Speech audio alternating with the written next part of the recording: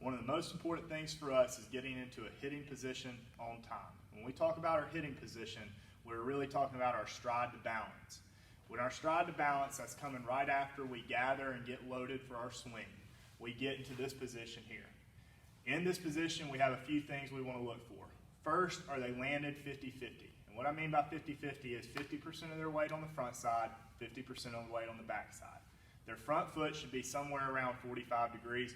We don't want their front foot completely closed off or too opened up. We want it in a good medium.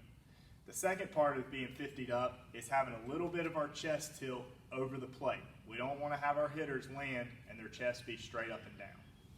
On the back side, we've got our hands. Two parts to that. We want our knob pointed to the catcher to keep our barrel in a good position as it starts to enter the hitting zone. And two, we want our hands behind our back knee and in line with our back foot. If our hands are inside our back knee, then they're not separated enough. If they're too far past the back knee, then they're too far, and that's going to cause its own problems. So those are our three things that we look for when we get into our hitting position. Now, the way we reinforce that in our pre-hit work is through our J-bands.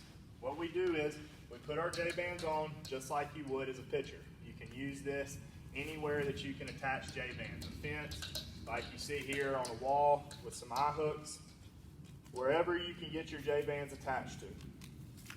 We have our hitters with their bat in their hands, or they can use a PVC pipe.